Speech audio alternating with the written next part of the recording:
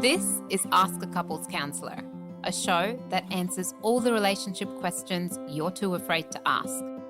On the show, we'll take your questions and give you the tools you need to build trust and intimacy with your partner. I'm your host, Neha Kapoor.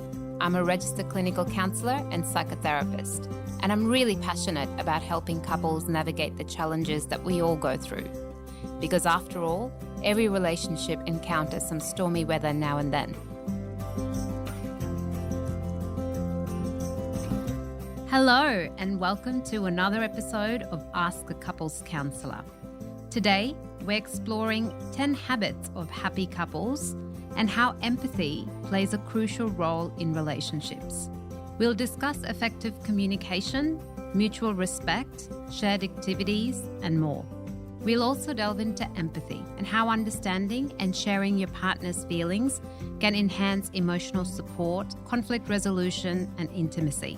Additionally, we'll tackle the sensitive topic of breaking up via text, examining when it might be acceptable and how to handle it with compassion.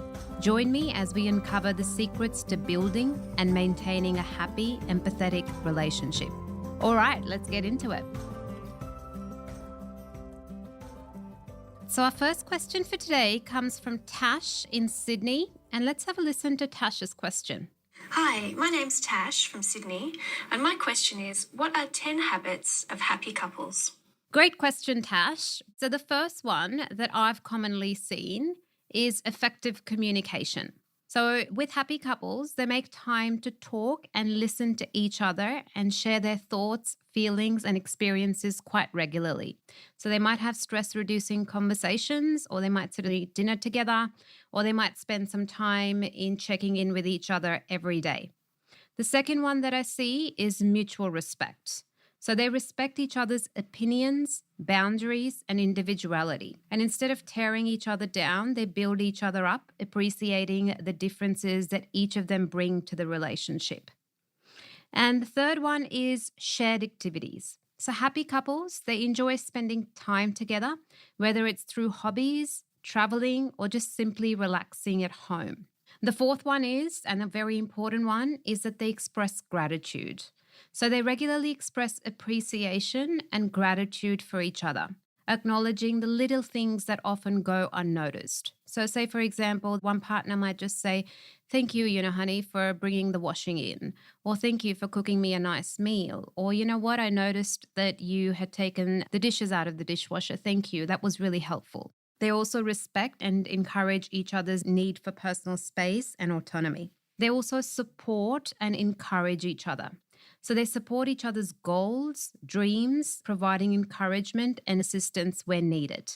So instead of dismissing the other partner's goals or competing with those goals, they tend to provide assistance in achieving those goals. The other one is physical affection. So they regularly practice physical affection, like holding hands, hugging and kissing. They tend to help maintain a strong emotional bond, which is quite important. And also, the next one is conflict resolution. They address conflicts and disagreements constructively, focusing on finding solutions. So they don't focus on the problem as such. They tend to find solutions to their problems. They also prioritize spending quality time together, ensuring that they have meaningful and uninterrupted moments with each other. So they're not busy on scrolling on their phone when they're spending quality time. They actually invest in each other in that time. They also have shared values and goals. So happy couples, they often align their values and life goals. All right, I hope that answers your question, Tash. Those are the 10 habits of happy couples.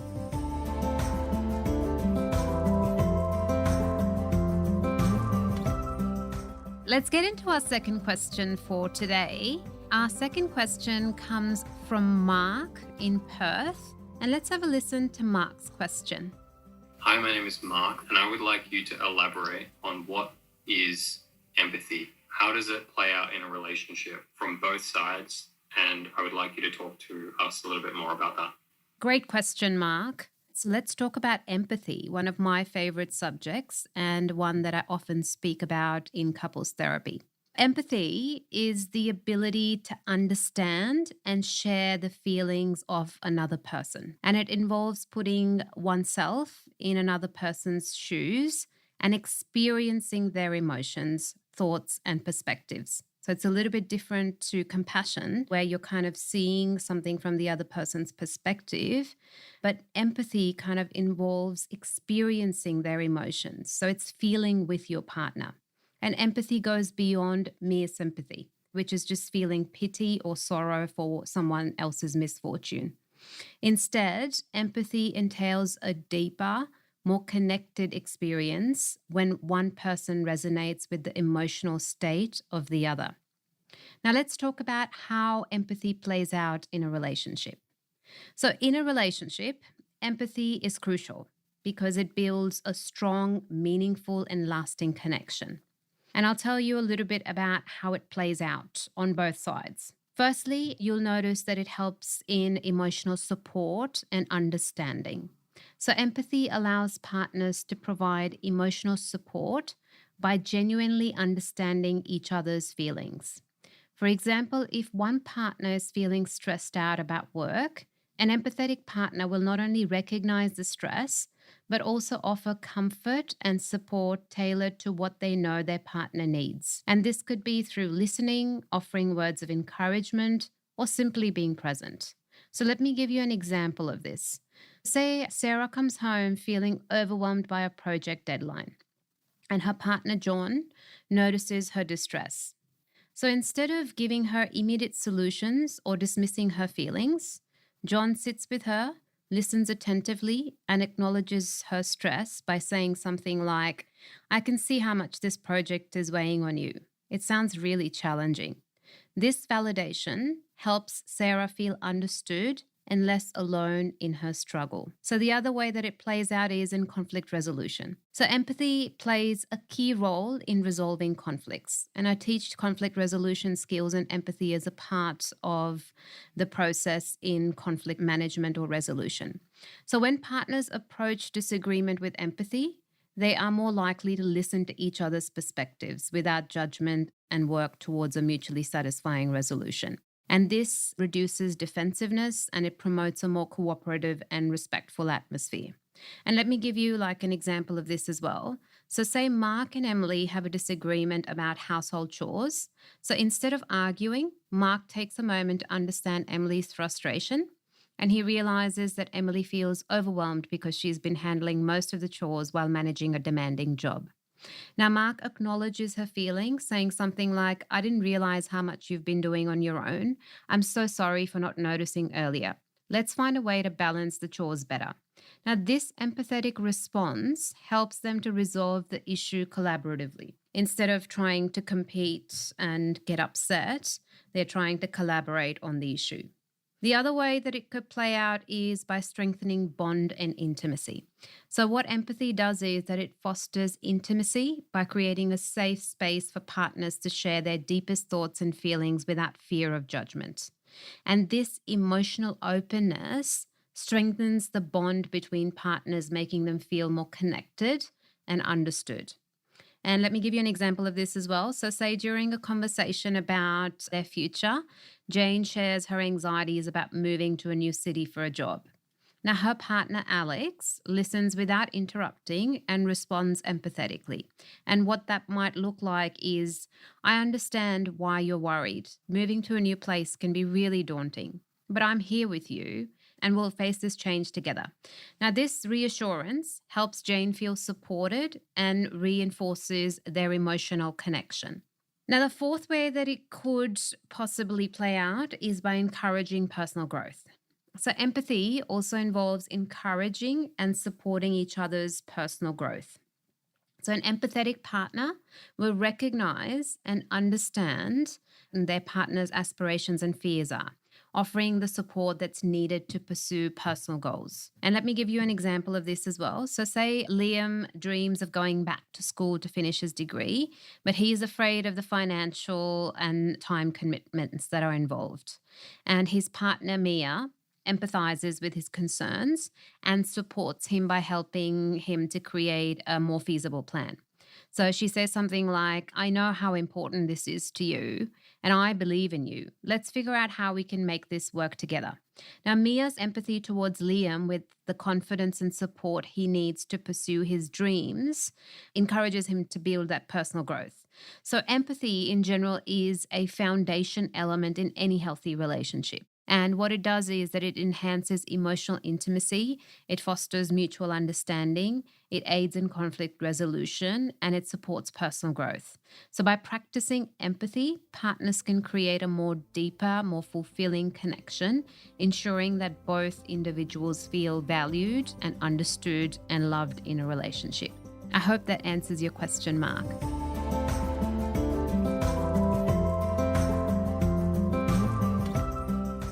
Our last question for today comes from an anonymous listener, and let's have a listen to her question. Is it okay to break up with somebody via text in general, but especially if you haven't known them or haven't been dating for very long? That's a great question. Look, breaking up with someone is always a difficult and sensitive situation, and the method that you choose to do it can be significantly impactful to both parties involved. Now, what I would say is that context matters. So, when I talk about context, I'm talking about the length and seriousness of the relationship. So, the nature and duration of the relationship are crucial factors to consider. So, say, for instance, short term or casual relationships. So, if the relationship has been brief or not very serious, breaking up via text might be more acceptable. And in these cases, both parties may not have developed a deep emotional connection, making a text message less impactful. But if it's a long term or serious relationship, so for a relationship that has lasted a significant amount of time, or a relationship that was particularly serious, breaking up via text is generally considered inappropriate and disrespectful, because these more longer term relationships, they warrant a more personal and compassionate approach. The other thing that I would say is emotional investment. So if both parties are emotionally invested, a text message can feel really dismissive and hurtful. And the person being broken up with may feel that their emotions and the relationship are not being taken seriously. So if there has been a significant emotional investment, you want to think twice before breaking up via text. Another thing that I say is, in context specifically, judge the circumstances and safety. So there are situations where breaking up via text might be necessary or safer. So say in abusive relationships, or if there are safety concerns, ending the relationship via text might be the safest option, because it allows the person to avoid a potentially dangerous confrontation. But I would also talk about the considerations for breaking up via text.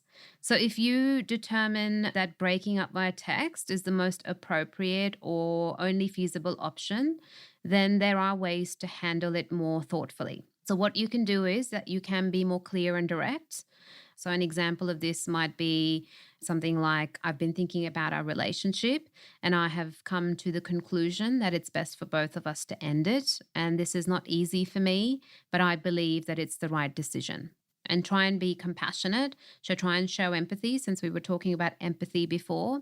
Be empathetic and acknowledge the other person's feelings. And an example of this could be something like, I want you to know that I appreciate the time that we've had together and the memories that we've made, but this decision wasn't easy and it doesn't change the value of what we've shared. Try and avoid any kind of blame and negativity. So try and focus on your feelings and reasons for the breakup without blaming or criticizing the other person. So an example of this could be, I've realized that we've got different needs and goals that are difficult to align, and it's important for both of us to find happiness in a way that suits us best. Try and provide a sense of closure. So offer a sense of closure and be open to a follow-up conversation if the other person needs it to process the breakup. So an example of this might be, I understand that this might be sudden, and if you want to talk more about it, I'm open to a conversation later when you're ready. And in conclusion, what I would say is that breaking up via text can be considered okay in certain circumstances, particularly in short-term, casual, or potentially unsafe relationships. However, I would say that for long-term or serious relationships, it is generally seen as a disrespectful and lacking in compassion kind of story. So if you must break up via text, ensure that your message is clear, compassionate, and it provides closure while remaining open to further discussion if needed. But always consider the emotional impact on the other person and try and strive to handle the breakup in the most respectful and considerate way. All right, so that's it for today. I'll catch you in the next episode. You've been listening to Ask a Couples Counselor, a show that answers all the relationship questions you're too afraid to ask. This show is produced by novoempowercounselling. We provide a range of services, including couples counselling, individual counselling, and online counselling. To find out more, visit our website novoempowercounselling.com.au. This show was produced with strategy and production support from Wavelength Creative. To make sure you don't miss an episode of Ask a Couples Counselor, be sure to subscribe to or follow the show in your podcast app. And while you're there, I'd love it if you could leave me a 5-star review. It really helps others find the show. I'm your host, Neha Kapoor, and I'll see you in the next episode.